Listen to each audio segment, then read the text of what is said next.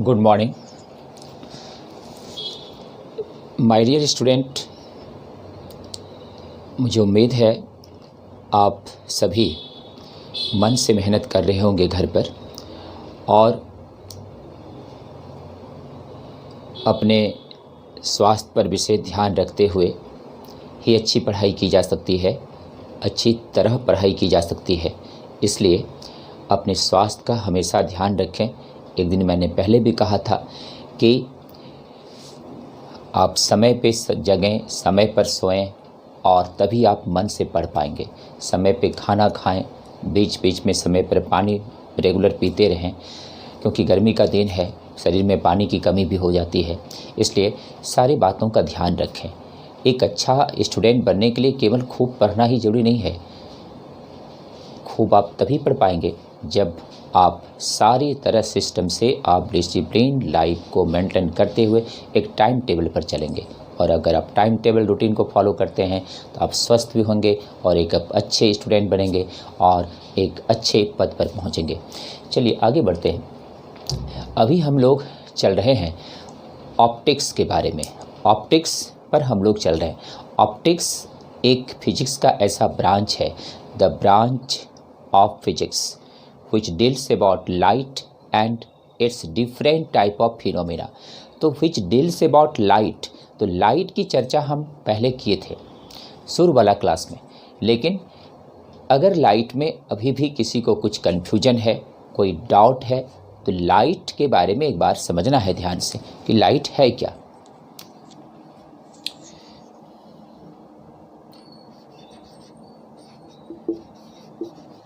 Light, the visible part of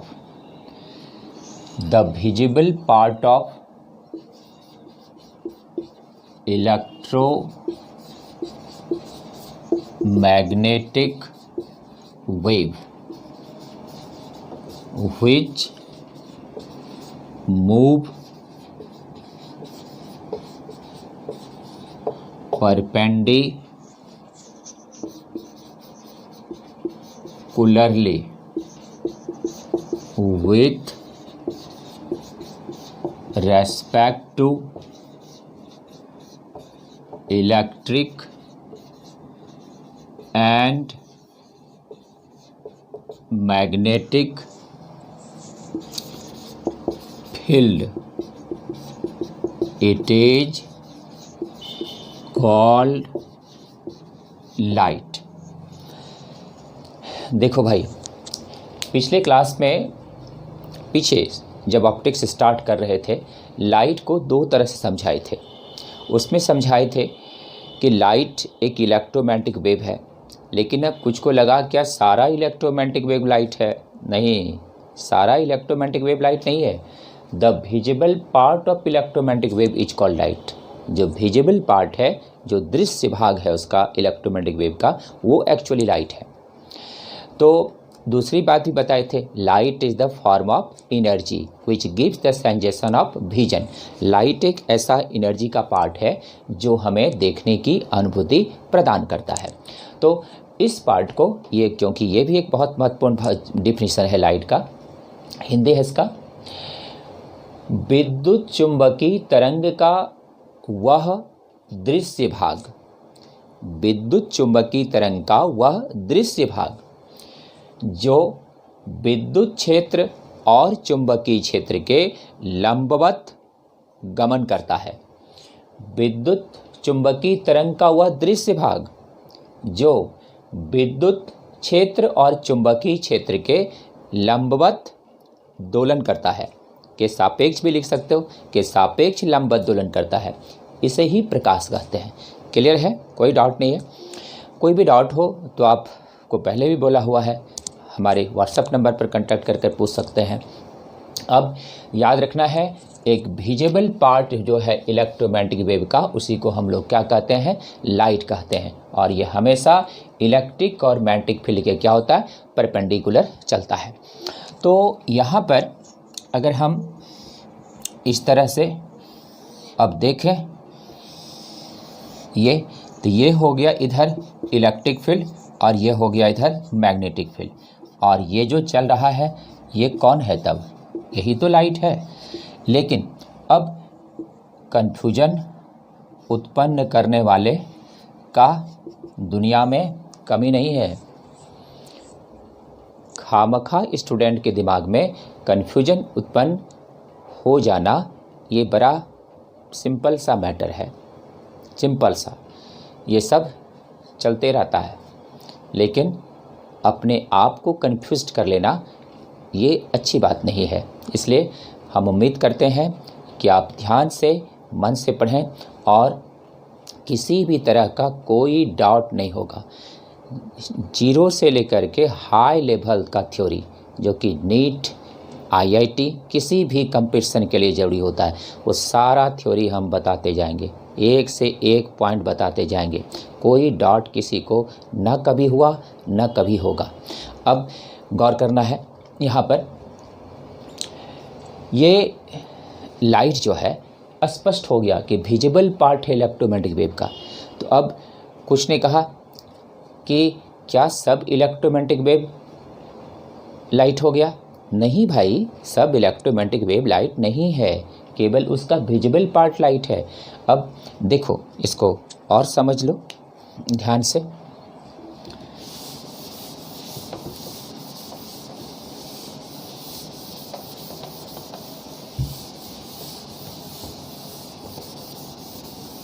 और ध्यान से समझने की ज़रूरत है। इलेक्ट्रोमैग्नेटिक वेव एक चैप्टर ही है, यूनिट नंबर 5 में इलेक्ट्रोमैग्नेटिक वेव पढ़ाते हैं, वहाँ पर और डिटेल से बताएंगे। लेकिन अगर कन्फ्यूजन दिमाग में आया है तो वो कन्फ्यूजन बड़ी ख़राब चीज़ है, उसको क्लियर कर लेना है। यहाँ पर ये रहा EMW, इलेक्ट्रोमैग्नेटिक वेव। ये इलेक्ट्रोमैग्नेटिक वेव जो है वो 7 टाइप का है। ये है रेडियो वेव, दूसरा है माइक्रोवेव, तीसरा है इंफ्रारेड वेव, चौथा है विजिबल वेव, पांचवा है ultra violet wave, 6 number X rays, और ये रहा गामा रेज। तो इलेक्ट्रोमैग्नेटिक वेव टोटल कितने टाइप का है? 7 टाइप का। इस सब की चर्चा हम चैप्टर इलेक्ट्रोमैग्नेटिक वेव में करने वाले थे, लेकिन कुछ स्टूडेंट के दिमाग में ये बात आ गई कि भाई लाइट इलेक्ट्रिक मैग्नेटिक फील्ड के परपेंडिकुलर दोलन करता है, वो इलेक्ट्रोमैग्नेटिक वेव लाइट है। लेकिन मैंने ये नहीं कहा, मैंने कहा कि वो भी इलेक्ट्रोमैग्नेटिक वेव का विजिबल पार्ट जो देख सकते हैं वो लाइट है। तो ये वाला जो पार्ट है ये लाइट है ओनली, ये सब इलेक्ट्रोमैग्नेटिक है, लेकिन केवल विजिबल पार्ट जो है, this visible part is light, केवल ये लाइट है। लेकिन सब इलेक्ट्रिक और मैग्नेटिक फील्ड के परपेंडिकुलर दोलन करता है, सब इलेक्ट्रिक मैग्नेटिक फील्ड के परपेंडिकुलर दोलन करता है, लेकिन सब लाइट नहीं है। बार बार कह रहे हैं, केवल वो इलेक्ट्रोमैग्नेटिक वेव जो कि विजिबल वेव है वो लाइट है। क्लियर है? अब कोई डाउट नहीं है किसी को? चलिए आगे बढ़ते हैं।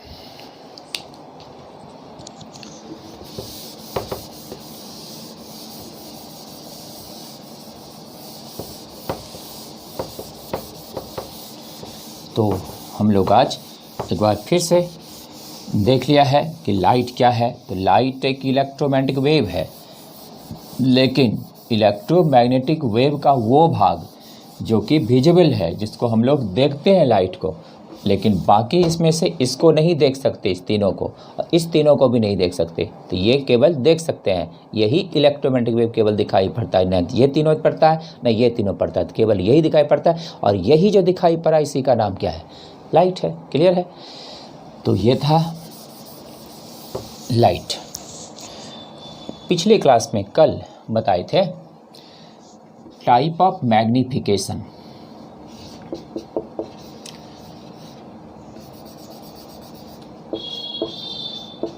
Different type of magnification. देखो भाई, डिफरेंट टाइप ऑफ मैग्नीफिकेशन, ये डिफरेंट टाइप ऑफ मैग्नीफिकेशन क्या है? अब इसको पिछले क्लास में ही स्टार्ट कर दिए थे, लेकिन उस दिन समय कल समय कम था, इसलिए कल ये पॉइंट पूरा नहीं हो पाया था। अब इस पॉइंट को समझना है। इसका हिंदी है आवर्धन के विभिन्न प्रकार। आवर्धन के विभिन्न प्रकार।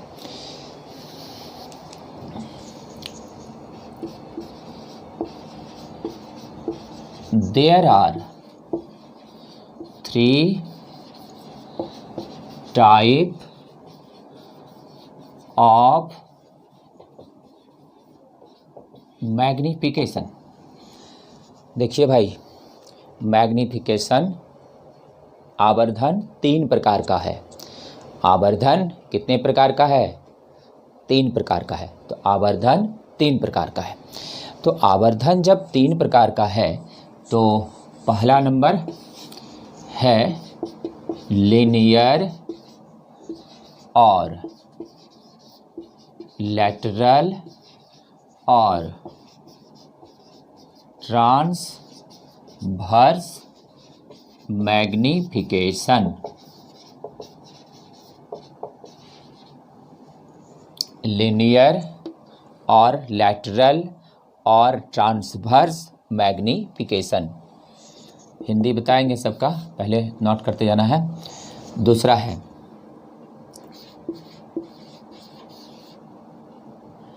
लॉन्गिट्यूडनल, या पहले एरियल ए लिख लेना है।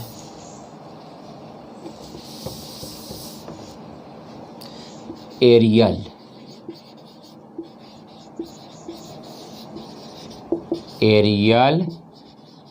मैग्नीफिकेशन। और तीसरा है लॉन्गिट्यूडनल मैग्नीफिकेशन। लॉन्गिट्यूडनल को एक्सियल भी कहते हैं। Axial magnification. देखो भाई, अभी तक किसी भी बोर्ड, किसी भी कंपटीशन में ऐसा नहीं हुआ कि मैग्नीफिकेशन पर क्वेश्चन नहीं आया। मैग्नीफिकेशन पर क्वेश्चन आते ही रहता है और बहुत से विद्यार्थी मैग्नीफिकेशन में डगमगा जाता है। इसलिए हम चाहते हैं कि आप सभी मैग्नीफिकेशन को अच्छी तरह से, खूब अच्छी तरह से समझें। मैग्नीफिकेशन 3 टाइप का है, लीनियर और लैटरल और ट्रांसवर्स, ये सब एक ही हुआ। एरियल मैग्नीफिकेशन दूसरा हो गया, लॉन्गिट्यूडनल और एक्सियल मैग्नीफिकेशन ये तीसरा पॉइंट हो गया। अब 1 बाय 1 समझना है। पहले नंबर पर चलते हैं। तीनों पॉइंट नोट हो गया। पहला नंबर, लीनियर मैग्नीफिकेशन क्या है? लीनियर मैग्नीफिकेशन इसे कहते हैं। अब ये समझना है।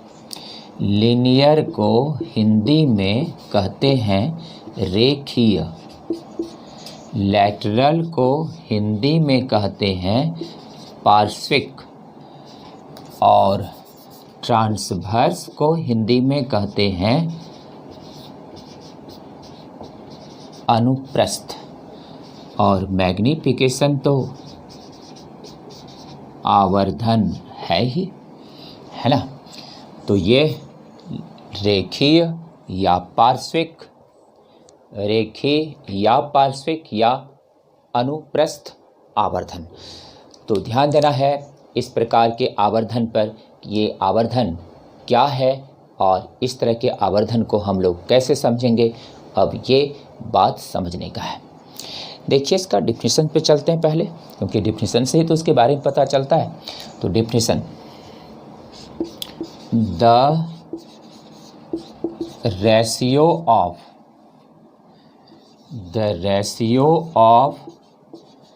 Length of image and length of object along जरूरी नहीं यहाँ पे the ratio of length of image and length of object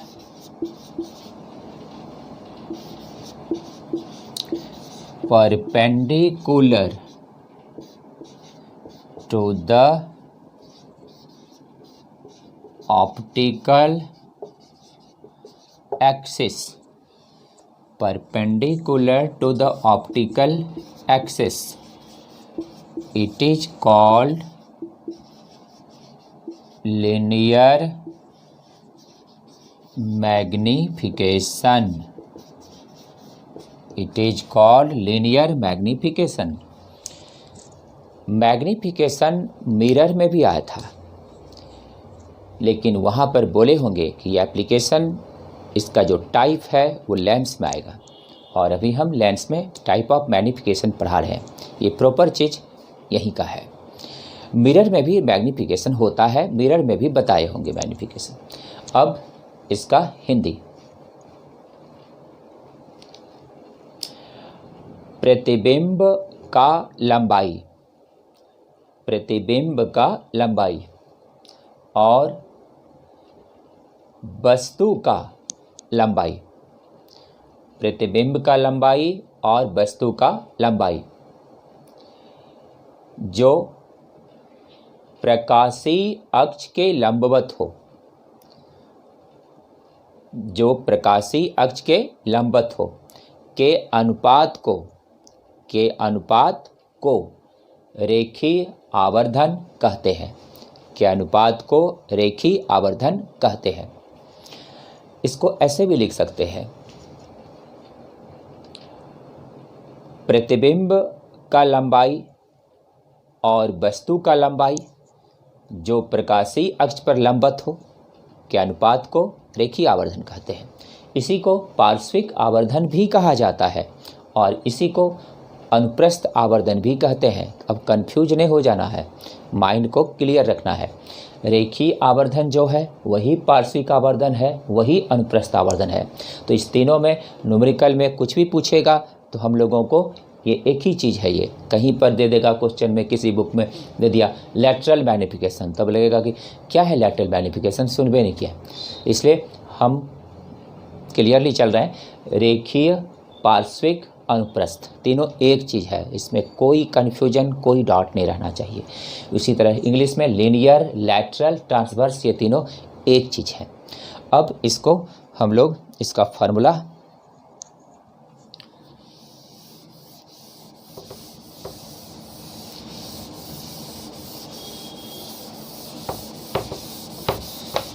इसमें फार्मूला पे चलना है। What is the formula of linear magnification?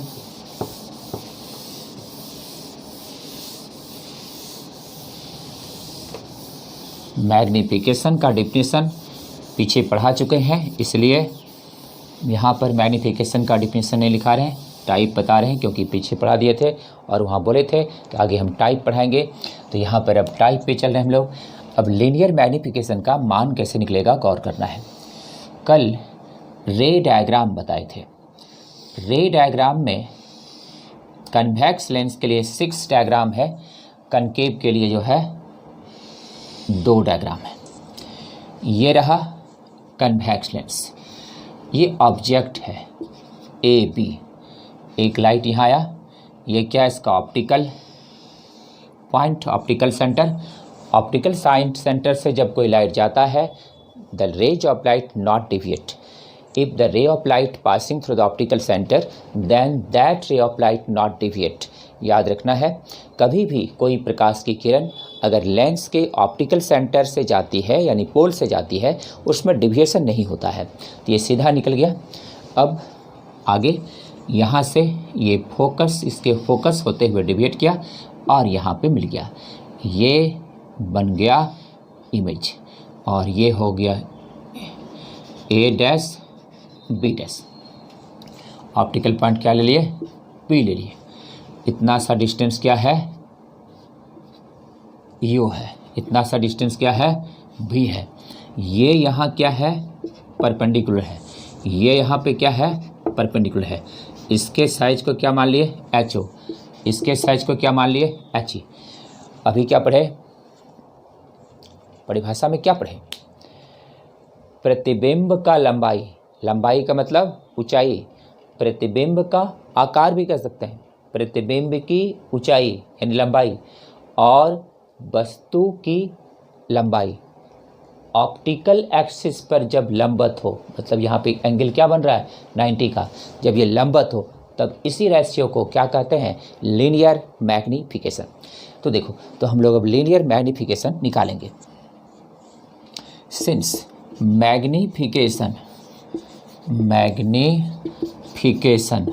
Magnification equal to क्या होता है, लेंथ ऑफ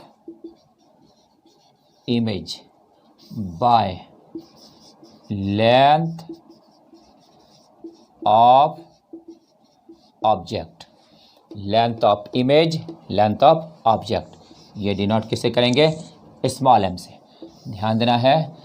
और small M equal to length ही क्या है भाई, हाइट है, इसको क्या लिखेंगे, एच आई, इसको क्या लिखेंगे, H O. M equal to कितना आ गया, H I by H O.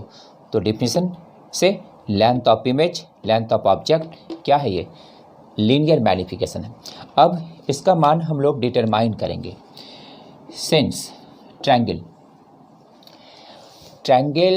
A B P, geometry देखना है, ये हम लोग पढ़ रहे हैं अभी कौन सा optics, ray optics. Ray optics is the geometrical optics because most of geometrical path is useful in ray optics. Ray optics में ज्योमेट्री शुरू से जो पढ़ा रहे हैं, ज्योमेट्री भरा हुआ है, इसमें 9-10 वाला ज्योमेट्री का खूब उपयोग है, इसलिए यहाँ पे समरूपता का सिद्धांत, समरांग समता का सिद्धांत, सारा सिद्धांत लागू होते रहता है, इसलिए गौर करना है इस जगह। तो यहाँ पर हम लोग चलते हैं triangle A B P, triangle A dash B dash P similar होगा, क्लास 10 पढ़ा होगा। ये दोनों ट्रायंगल क्या हो जाएगा, सिमिलर हो जाएगा। जब ये ट्रायंगल सिमिलर हो जाएगा, triangle A B P is similar with triangle A dash B dash P. देखो भाई क्लास 10 समरूपता का सिद्धांत, ये ट्रायंगल और ये ट्रायंगल दोनों क्या है, सिमिलर है। पढ़ा होगा क्लास 10 में कि जब दो ट्रायंगल आपस में सिमिलर हो, समरूप हो, उसकी संगत भुजा समानुपात में होती है, बराबर नहीं होती है। संगत भुजा क्या होती है, समानुपात में होती है, बराबर नहीं होती है। तो यहाँ पर समानुपात में कैसे होगा, A B by A dash B dash, ये हो जाएगा A B by A dash B dash equal हो जाएगा यहाँ पर पी बी और बाय पी बी डैश। देखो भाई कोई डाउट है, क्लियर है, ए बी हो गया और ए डैश बी डैश, इधर पी बी हो गया इसका और ये P B dash, clear. A B यहाँ पर क्या है भाई, एच ओ है, और ए डैश बी डैश क्या है, ए बी, ध्यान देना है फिगर, ए बी क्या है, एच ओ, ए डैश बी डैश क्या है, एच आई। तो यहाँ पर पी बी का मान भाई यू, ये हो जाएगा माइनस, क्योंकि साइन कन्वेंशन रूल पढ़ाए थे, लेंस के लिए भी, मिरर में भी पढ़ाए थे, तो पढ़ा होगा कि जब प्रिंसिपल एक्सिस से ऊपर हो, ऑब्जेक्ट किधर है, ऊपर, तो इसका क्या हुआ प्लस, और ये प्रिंसिपल एक्सिस से नीचे हो क्या होगा, माइनस। माइनस प्लस में खूब कन्फ्यूजन होता है, ध्यान देना है। ऊपर है ये ऑब्जेक्ट प्रिंसिपल एक्सिस के, प्लस नीचे है माइनस। यहाँ पर पी बी प्रकाश के दिशा हुआ इधर, क्योंकि लाइट इधर से आ रहा है, लेफ्ट राइट, प्रकाश की विपरीत दिशा इधर, तो यहाँ पे विपरीत दिशा में ये माइनस और ये क्या हो गया प्लस। क्लियर है, कोई डाउट नहीं है किसी को। चलते हैं आगे। अब यहाँ पे इधर भी एक माइनस, इधर भी एक माइनस, दोनों माइनस कैंसिल, और इसको उल्टा देते हैं, उल्टा देंगे तो हो जाएगा H I by H O, और ये हो जाएगा V by U. H I by H O ही क्या है, एम है, तो यहाँ पर m का मान कितना आ गया, v बाय यू। m का मान कितना आ गया, v बाय यू। मिरर में m का मान कितना आया था, माइनस v बाय यू। उसके बाद फिर कनकेव कन्वेक्स में लागू करते हैं, लेकिन रियल फार्मूला मिरर में क्या है, minus v by U. Lens में रियल फार्मूला क्या है, v बाय यू। तो लेंस में v बाय यू और मिरर में माइनस v बाय यू। लेकिन फिर भी कंडीशन होता है, तो प्लस माइनस m का मान बदल सकता है अलग अलग कंडीशन में, वो भी बताएंगे। तो पहले गौर करना है, इसमें कोई डॉट किसी को क्लियर है सबका डॉट। तो यहाँ पर ये इस तरह के मैग्नीफिकेशन को क्या कहेंगे, लीनियर मैग्नीफिकेशन। यहाँ पर अब हम लोग लिख सकते हैं v क्या है, v is the distance of image, और u क्या है, डिस्टेंस ऑफ ऑब्जेक्ट। तो v है डिस्टेंस ऑफ ऑब्जेक्ट इमेज और u है डिस्टेंस ऑफ ऑब्जेक्ट। तो m को हम लोग इस रूप में यूज कर सकते हैं, इसको इस रूप में भी यूज कर सकते हैं। m का मान यहाँ पर हाइट के रूप में भी लिख सकते हैं, height of image by height of object, यही है मैग्नीफिकेशन। तो मैग्नीफिकेशन का ये फार्मूला और ये फार्मूला दोनों किसके लिए एप्लीकेबल है, for linear magnification. Linear magnification is the lateral magnification, lateral magnification is the transverse magnification. तो लीनियर मैग्नीफिकेशन कहें या हम लोग इसको लैटरल मैग्नीफिकेशन कहें या हम लोग इसको ट्रांसवर्स मैग्नीफिकेशन कहें, ये तीनों एक ही चीज़ है। तो क्लियर है लीनियर मैग्नीफिकेशन। और अब दूसरे नंबर पे चलते हैं।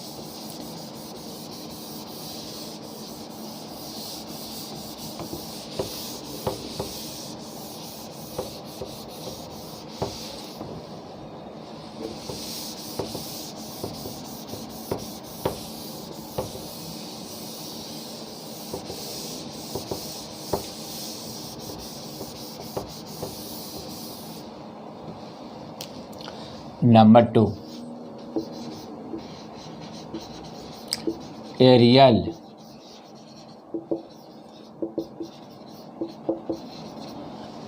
मैग्नीफिकेशन। ध्यान देना है, एरियल मैग्नीफिकेशन क्या है। एरियल मैग्नीफिकेशन का हिंदी है क्षेत्रीय आवर्धन।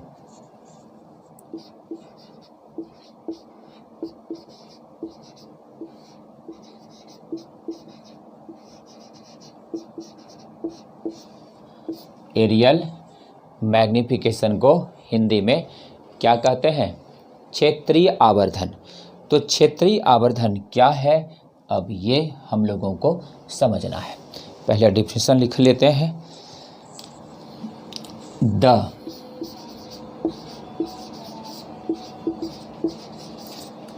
The ratio of area of image and area of object is called aerial magnification. देखो भाई, मैग्नीफिकेशन 3 टाइप का है, 2 टाइप का नहीं है। मैग्नीफिकेशन 3 टाइप का है।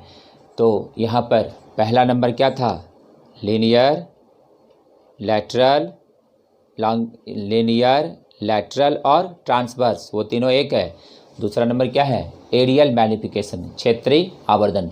The ratio of area of image and area of object is called areal magnification. Hindi है प्रतिबिंब का क्षेत्रफल, प्रतिबिंब का क्षेत्रफल और वस्तु का क्षेत्रफल के अनुपात को क्षेत्रीय आवर्धन कहते हैं। प्रतिबिंब का क्षेत्रफल और वस्तु का क्षेत्रफल के अनुपात को क्षेत्रीय आवर्धन कहते हैं। अब इसको बात है समझने का। हिंदी और इंग्लिश में डेफिनेशन तो सबने लिख लिया है, हिंदी वाले एक बार फिर से सुन लेना है। प्रतिबिंब का क्षेत्रफल और वस्तु का क्षेत्रफल के अनुपात को क्षेत्रीय आवर्धन कहते हैं। देखो भाई, तो प्रतिबिंब का क्षेत्रफल और वस्तु का क्षेत्रफल के अनुपात को क्षेत्रीय आवर्धन कहते हैं। अब इसका डायग्राम, लेंस है,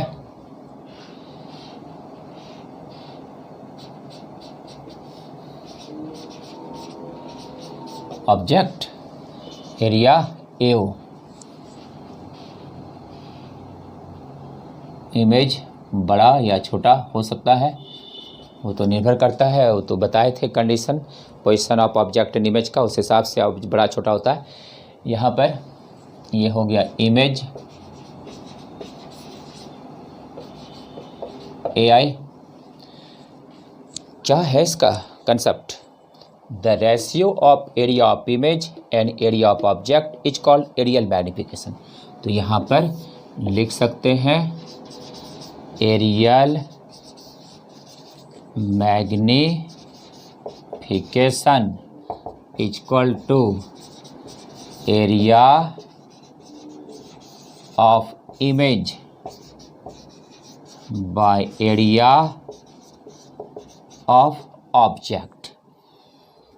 एरियल मैग्निफिकेशन को हम लोग MA से डिनोट करते हैं, स्मॉल a, और एरिया ऑफ इमेज को AI से, एरिया ऑफ ऑब्जेक्ट को AO से। तो फार्मूला क्या हो गया? MA equal to AI by AO।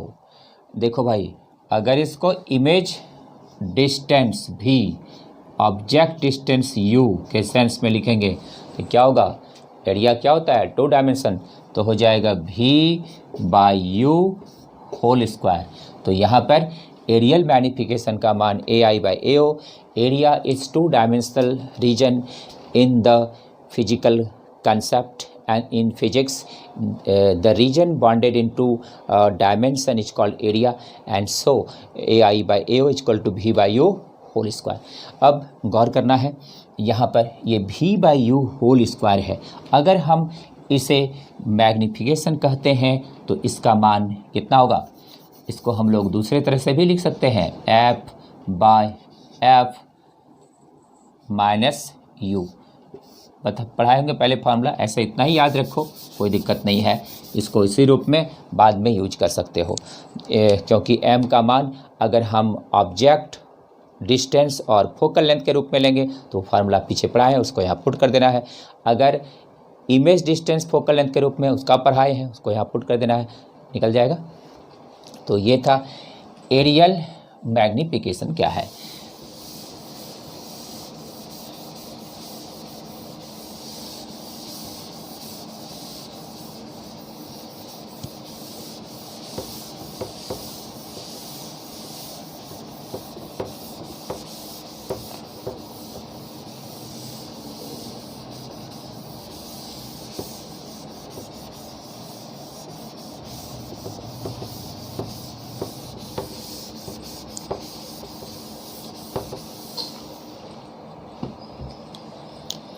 Number 3 में है लॉन्गिट्यूडनल और एक्सियल। जो वर्ड पॉसिबल है वो सारा वर्ड लिख देते हैं, ताकि ऐसा नहीं लगे मान लो हम लीनियर मैग्निफिकेशन पढ़ा दिए और किसी बुक में क्वेश्चन आ गया ऑब्टेन द लैटरल मैग्निफिकेशन, तो कहेगा कि सर आप तो लैटरल मैग्निफिकेशन हमको पढ़ाए ही नहीं है। इसीलिए हम सब चीज़ लिख दिए। लीनियर मैग्निफिकेशन ही लैटरल मैग्निफिकेशन है, लैटरल मैग्निफिकेशन ही ट्रांसवर्स मैग्निफिकेशन है। उस तीनों में कुछ भी पूछेगा वही निकालना है। अब areal magnification, area of image, area of object. अब लॉन्गिट्यूडनल मैग्निफिकेशन को एक्सियल मैग्निफिकेशन कहते हैं। तो यहाँ पर अब तीसरा नंबर है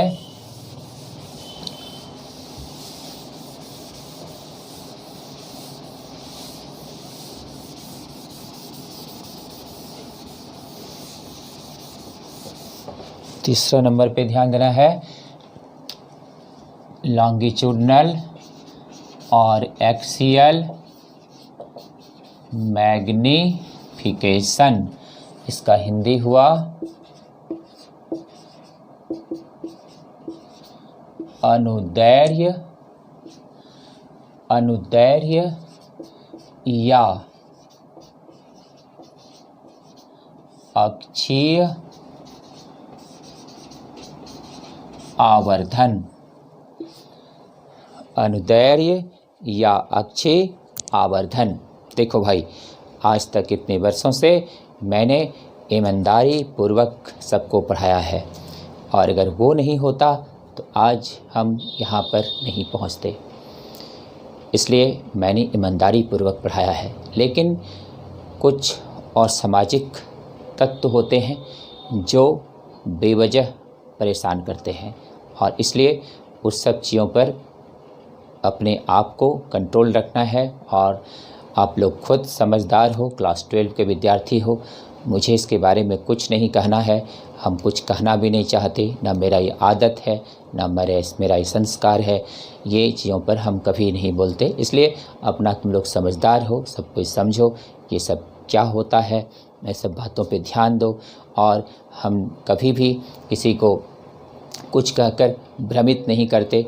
जो भी कहते हैं वो एकदम टू द पॉइंट प्रूफ के साथ कहते हैं, वो एकदम प्रूफ के साथ हम आगे बढ़ते हैं, और ऐसे हम कभी किसी को कुछ नहीं कहते। इसलिए हमेशा जो भी पढ़ा रहे हैं सब एकदम प्रमाणित तौर पर है, और इतने वर्षों का बहुत सारी चीज़ों का मेहनत है। तो गौर करना है, अपनी पढ़ाई को आगे बढ़ाते हुए चलना है। लॉन्गिट्यूडनल और एक्सियल मैग्निफिकेशन, अनुदैर्ध्य या अक्षीय आवर्धन। तो दोनों में कुछ भी अगर न्यूमेरिकल क्वेश्चन पूछा जाता है तो दोनों एक ही चीज़ है।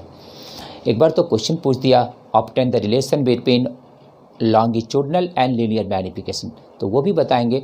और पहले इसको समझ लेना है ये क्या है।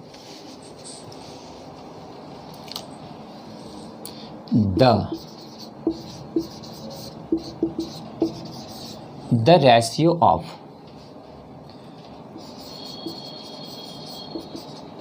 length of image increase in size and length of object along the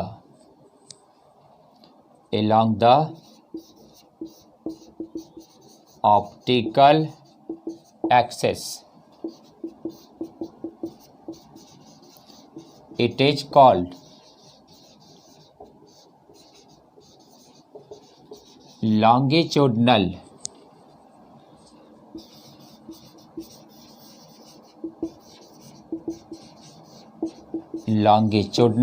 magnification. It is called longitudinal magnification. The ratio of length of image increase in size and length of object along the optical axis. It is called longitudinal magnification. It is also known as axial magnification. Clear? Hindi.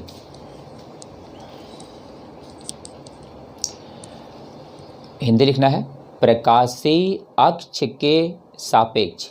ध्यान देना है, main concept है प्रकाशीय अक्ष के सापेक्ष। प्रकाशीय अक्ष के सापेक्ष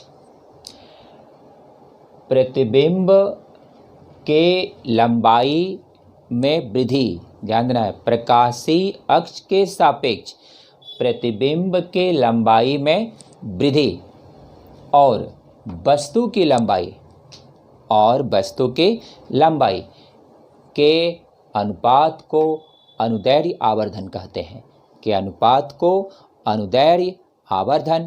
हैं। अब इसको समझना है।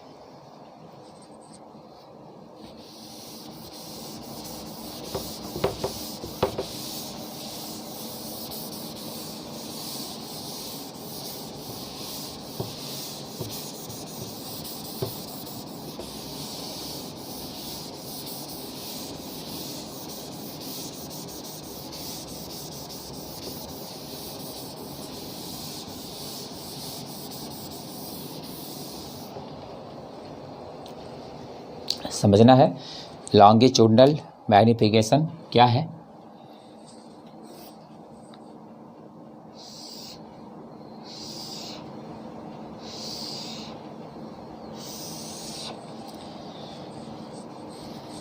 ये ऑब्जेक्ट है,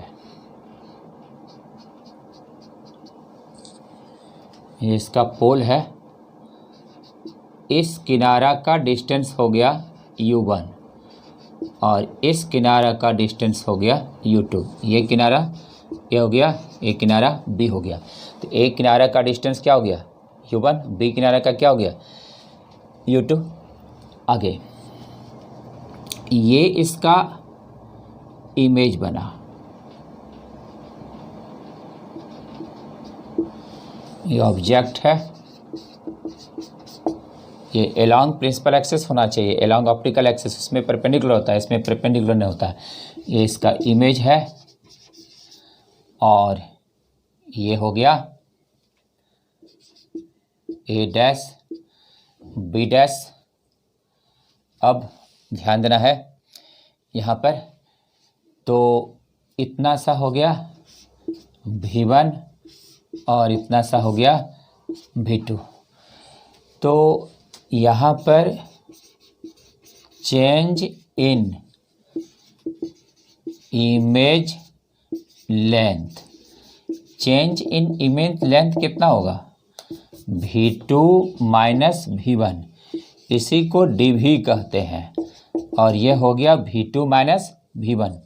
इसी तरह चेंज इन ऑब्जेक्ट लेंथ कितना हुआ U2 माइनस U1, ये हो गया DU equal to U2 minus U1।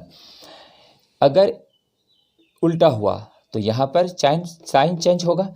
अब गौर करना है लॉन्गिट्यूडनल मैग्नीफिकेशन क्या है, तो लॉन्गिट्यूडनल मैग्नीफिकेशन इक्वल टू क्या हो जाएगा DV change in size of image along the principal axis DV and change in size of object along the principal axis। तो लैटरल मैग्नीफिकेशन का फार्मूला क्या हुआ DV बाय DU। तो DV bye DU इसका formula हो गया lateral magnification का। तो मैग्नीफिकेशन टोटल कितने टाइप का हुआ 3 टाइप का। पहला है लीनियर मैग्नीफिकेशन, उसी को कहते हैं लैटरल मैग्नीफिकेशन, उसी को कहते हैं ट्रांसवर्स मैग्नीफिकेशन, पहला हो गया। दूसरा एरियल मैग्नीफिकेशन, जिसमें कि एरिया ऑफ इमेज और एरिया ऑफ ऑब्जेक्ट का रेशियो होता है, उसी को एरियल मैग्नीफिकेशन कहते हैं। और तीसरा है लॉन्गिट्यूडनल मैग्नीफिकेशन। लॉन्गिट्यूडनल मैग्नीफिकेशन का मतलब है कि द थिकनेस, मतलब इसकी कितनी मोटाई है, the thickness of size of image और length of image is by thickness और साइज ऑफ ऑब्जेक्ट। इसी रेशियो को हम लोग क्या बोलते हैं लॉन्गिट्यूडनल और एक्सियल मैग्नीफिकेशन। लीनियर मैग्नीफिकेशन में ऑब्जेक्ट प्रिंसिपल एक्सिस के पैरेलल परपेंडिकुलर होता है और लॉन्गिट्यूडनल में प्रिंसिपल एक्सिस पर रखा हुआ होता है, उसमें परपेंडिकुलर होता है, इसमें रखा होता है। और एरियल में तो एरिया निकालते हैं उसका, ऑब्जेक्ट का और इमेज का दोनों का एरिया निकाल कर उसको हम लोग मैग्नीफिकेशन निकाल लेते हैं, उसको एरियल मैग्नीफिकेशन कहते हैं। समझ में आ गया। तो ये था मैग्नीफिकेशन। अब इसमें हम लोग लिखेंगे कि रिलेशन क्या है इस दोनों में।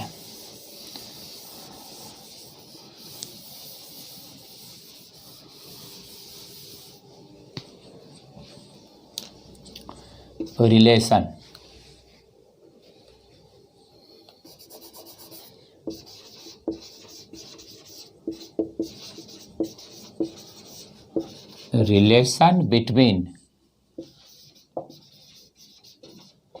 linear and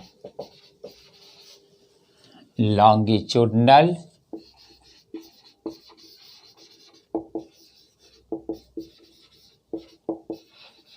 magnification.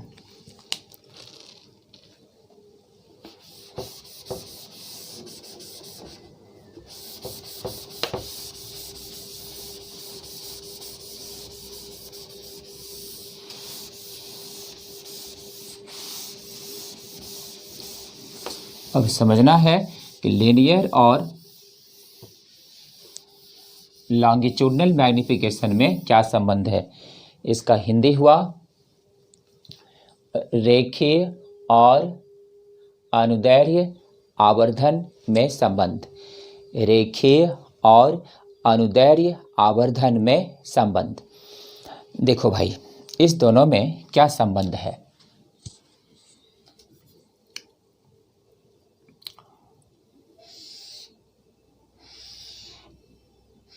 लेंस है ये,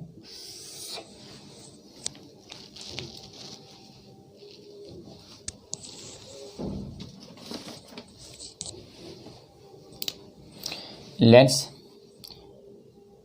ये ऑब्जेक्ट हुआ, height of object, distance of object, ये height of image, distance of image.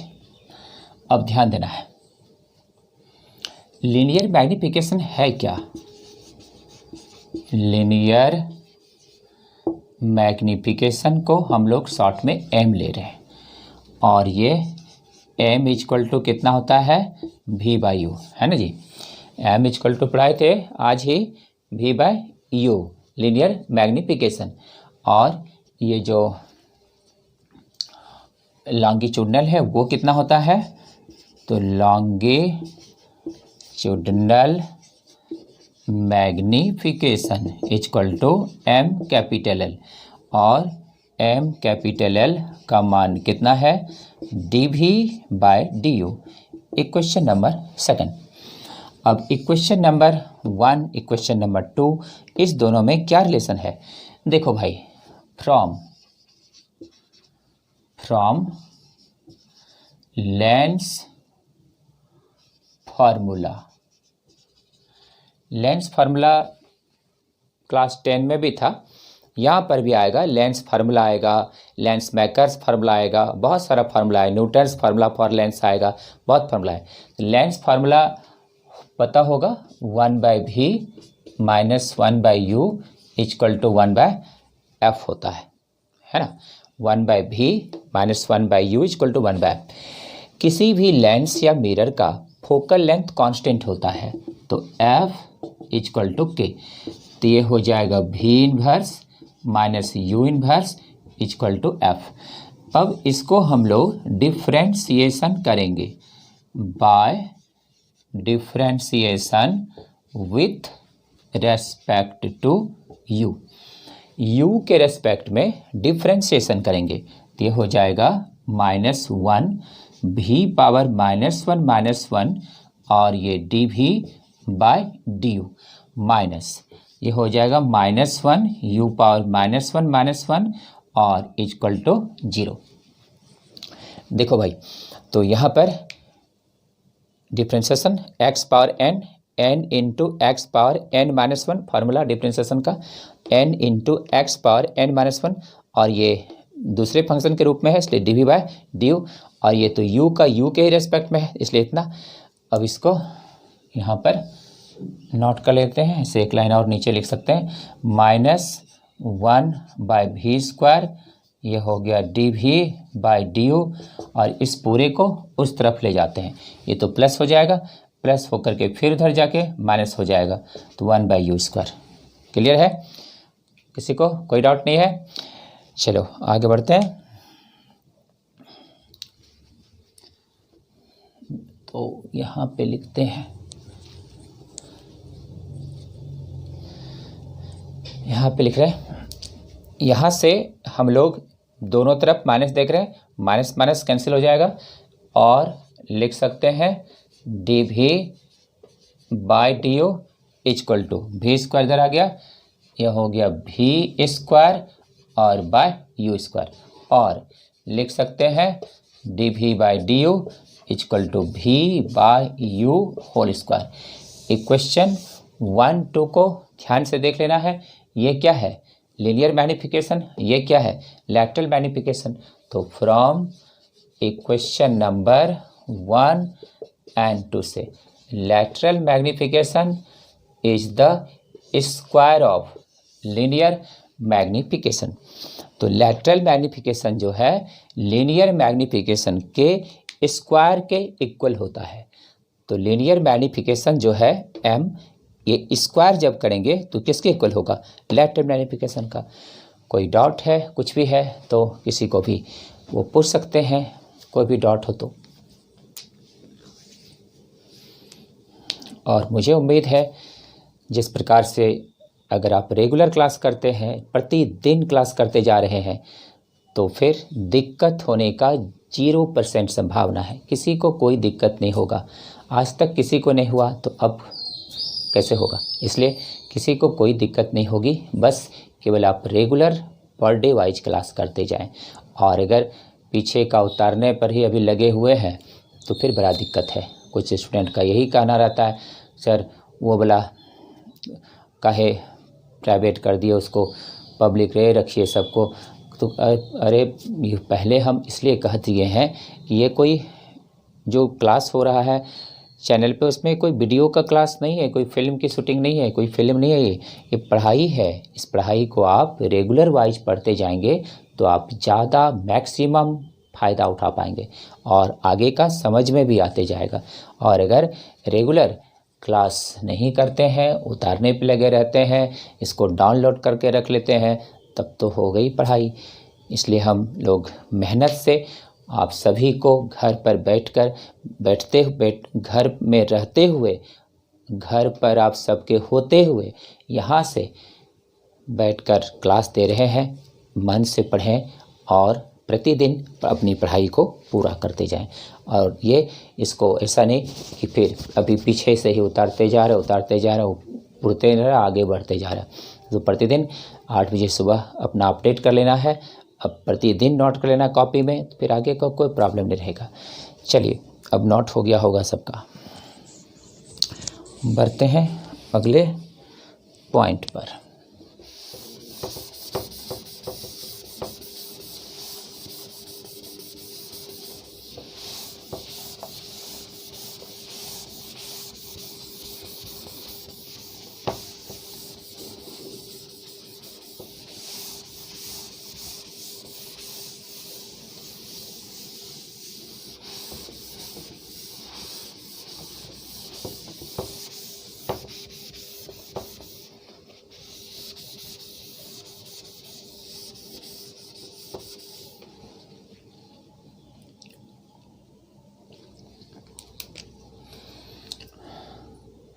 Remember,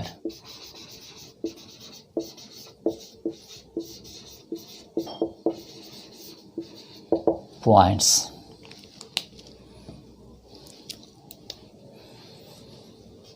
Number 1, magnification has no unit and no dimension। पहला नंबर है remember point, magnification has no unit and no dimension.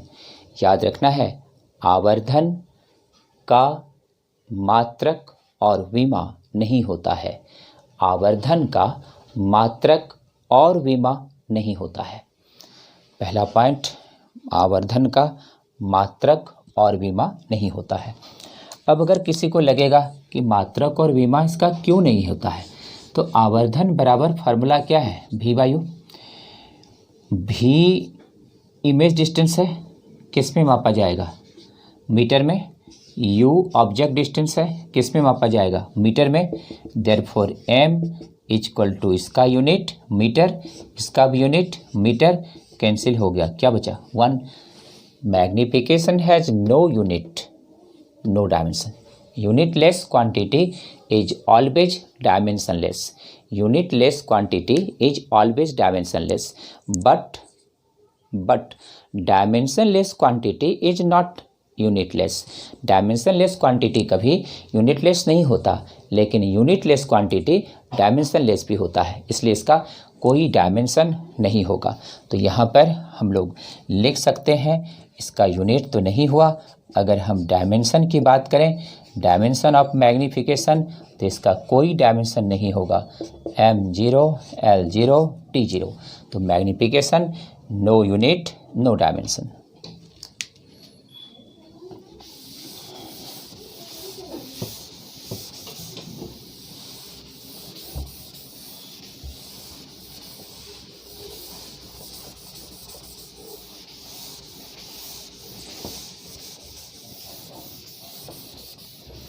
तो पहला बात याद हो गया, magnification का यूनिट और डायमेंशन नहीं है. क्यों नहीं है unit?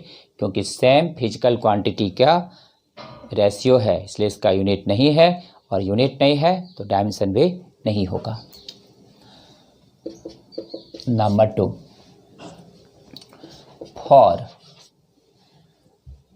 For erect and virtual image magnification is positive. देखो भाई, for erect and virtual image magnification is positive. Hindi हुआ सीधा और आभासी. सीधा और आभासी प्रतिबिंब के लिए आवर्धन धनात्मक होता है. सीधा और आभासी प्रतिबिंब के लिए आवर्धन धनात्मक होता है. नंबर 3, इसका यहाँ पे लिख लेना है. M जो है क्या होगा? पॉजिटिव होगा. Number 3, for inverted and real. जितना लेंस पढ़े हैं टोटल लेंस पर ये लागू है. ऐसा नहीं कि केवल कन्वेक्स लेंस पर, कनकेव लेंस पर, सारे लेंस पर लागू है, ऑल लेंस पर. तो यहाँ पर अब आगे ध्यान देना है, for inverted and real image magnification is negative. Magnification is negative. देखो भाई, for erect and virtual image magnification is positive. अगर सीधा और काल्पनिक प्रतिबिंब बन रहा है तो आवर्धन क्या होगा? धनात्मक. दूसरा, उल्टा और वास्तविक प्रतिबिंब के लिए आवर्धन ऋणात्मक होगा. उल्टा और वास्तविक प्रतिबिंब के लिए आवर्धन ऋणात्मक होगा. आगे number 4, if size of image is smaller then size of object, then M, या नीचे भी लिख सकते हैं इसको, then M less than 1. देखो भाई, if size of image is smaller than size of object, यदि, इसका हिंदी, यदि प्रतिबिंब का आकार वस्तु के आकार से छोटा हो, यदि प्रतिबिंब का आकार वस्तु के आकार से छोटा हो, तब M लेस देन 1. अब इसमें और भी रिमेंबर पॉइंट है. इसका रिमेंबर पॉइंट फिर कल अगले क्लास में और भी इसका रिमेंबर पॉइंट बताएंगे, लेकिन जितना बताते जा रहे हैं इस सबको नोट करते जाना है. फिर अगले क्लास में बढ़ेंगे। सबके उत्तम स्वास्थ्य की कामना करते हैं, सबके अच्छी पढ़ाई की कामना करते हैं और इसी के साथ हम लोग फिर मिलेंगे अगले क्लास में। Thank you.